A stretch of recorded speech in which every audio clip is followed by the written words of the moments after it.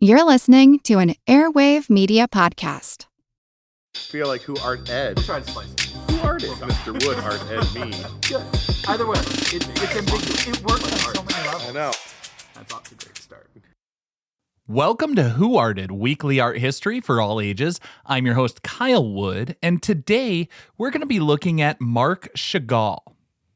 Now, before I get into the whole story of Chagall, I do want to remind everybody I am launching a new podcast called Fun Facts Daily. It is out now on Apple Podcasts, Spotify, or wherever you're listening. I'm putting links in the show notes for anyone who's interested in learning a little bit about a whole lot of different topics in just a few minutes every Monday through Friday. And of course, I would appreciate all of you helping me make it a successful launch by giving it a listen and a kind rating and review to help others find the show. Now, on with the actual topic for today, Chagall. Have you ever seen a painting where maybe a cow is playing a violin or people are floating over a village?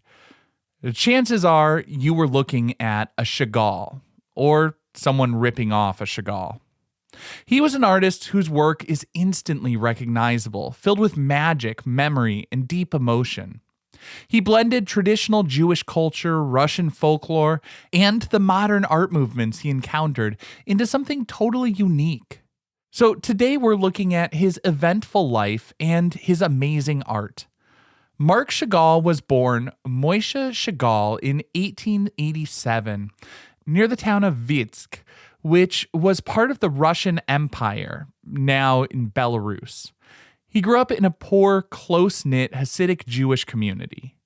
It was a small town with wooden houses, synagogues, goats, chickens, and fiddlers playing music. These images would stay with him and appear in his paintings throughout his life. His family was supportive, even though being an artist wasn't a typical path. His mother apparently bribed a teacher to let young Marc into the local secular Russian school. He got his first real art training in Vitebsk, but he knew he needed more.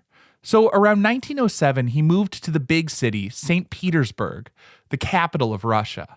At that time, because he was Jewish, he needed special permission just to live there. But he studied art, sometimes struggling, but always developing that unique vision. So then he moved from St. Petersburg to Paris. From 1911 to 1914, Chagall lived in the heart of the art world. He arrived in the buzzing city, seeing the incredible experiments happening with art, music, poetry. He met these poets and artists of the avant-garde, people pushing boundaries. He saw the bright, bold colors of the Fauvists like Matisse, the fragmented, geometric shapes of the Cubists like Picasso and Baroque. But Chagall didn't copy these styles, he absorbed them. And then he filtered them through his own imagination and life experiences. He took the colors of Fauvism and made them even more emotional. He took the fractured perspectives of Cubism, but used them not just to show different angles, but to weave together memories and feelings like a dream. It was in Paris that he really started painting these signature floating figures and fantastical scenes inspired by his memories of Vitebsk. And he returned there in 1914, intending only a short visit, but World War I broke out, trapping him in Russia. It wasn't all bad, though. In 1915, he married his beloved Bella Rosenfeld, the love of his life and his constant muse. You'll see her floating gracefully through many of his paintings. The Russian Revolution happened in 1917, and initially, Chagall was actually enthusiastic. He was even made Commissar of Arts in Vitebsk. He founded an art school and tried to bring modern art to his hometown.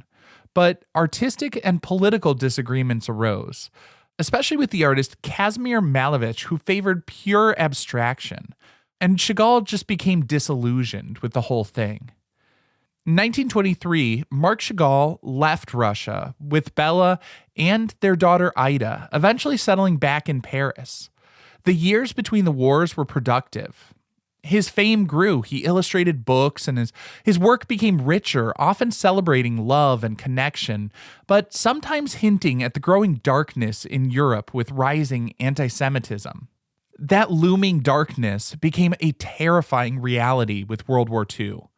As a Jewish artist whose work was labeled, quote, degenerate by the Nazis, Chagall was in serious danger. Thankfully, there was a rescue mission organized by Alfred Barr Jr. of New York's Museum of Modern Art, among others. Chagall and Bella escaped France in 1941 and found refuge in the United States. Tragically, Bella died suddenly from an infection in 1944. Chagall was devastated, couldn't paint for months. Her loss profoundly affected his work, and we see a more somber tone in a lot of the work after that. After the war, Chagall returned to France in 1948. He eventually found love again with Valentina Brodsky, known as Vava, whom he married in 1952. He settled in the south of France and entered an incredibly prolific late phase. He didn't just paint. He explored ceramics, sculpture, tapestries, and very famously stained glass. His stunning stained glass windows graced cathedrals and synagogues around the world, including the United Nations building in New York and the Art Institute of Chicago. He continued working right up until his death in 1985 at the age of 97.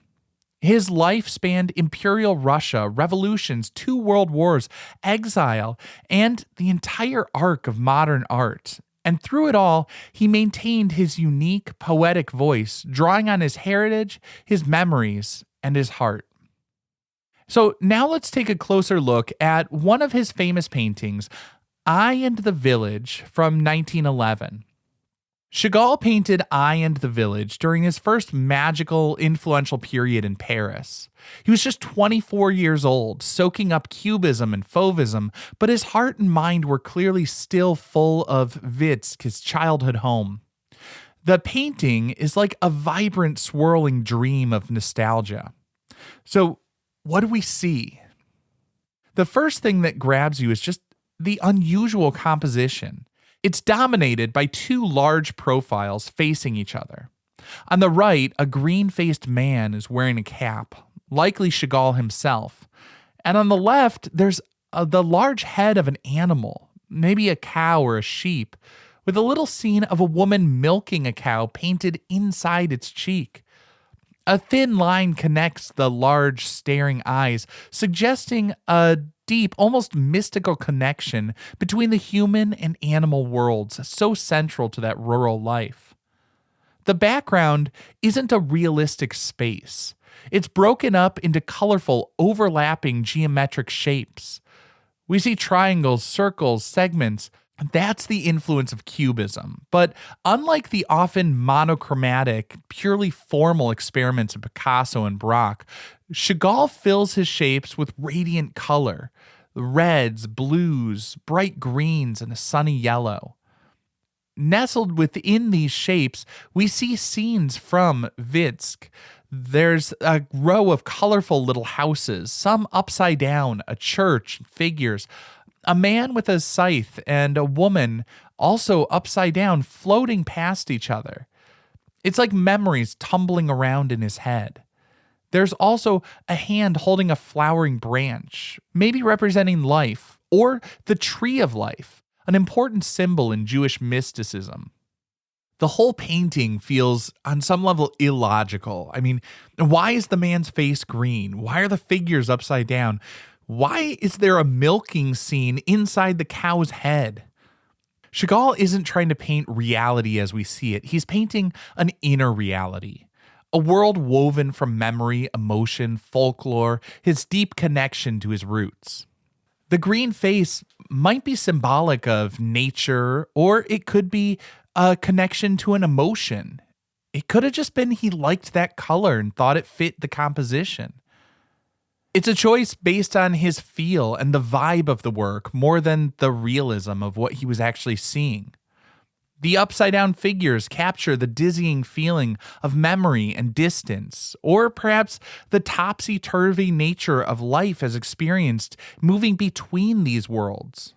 The small village where he grew up in Russia, and Paris, the global capital of modern art world. Eye and Village is significant because it's one of the earliest paintings where Chagall has fully developed his unique style. He takes the cutting-edge techniques of Parisian modernism and connects them with his personal history, his Jewish heritage, Russian folk motifs, and the intense personal feelings of nostalgia and connection. It's not quite Cubism, not quite Fauvism, not quite Surrealism, although the Surrealists later claimed him as an influence. It's purely Chagall. He showed us that modern art didn't have to be cold and purely intellectual. It can be deeply personal, narrative, and full of wonder. This concludes this week's episode of Who Arted, part of the Airwave Media Podcast Network. If you found this tolerable, please leave a rating or review on your favorite podcast app. You can find images of the work being discussed this week and every week on social media at Who Arted Podcast on Twitter, Instagram, and TikTok, and of course on the website whoartedpodcast.com. Podcast done.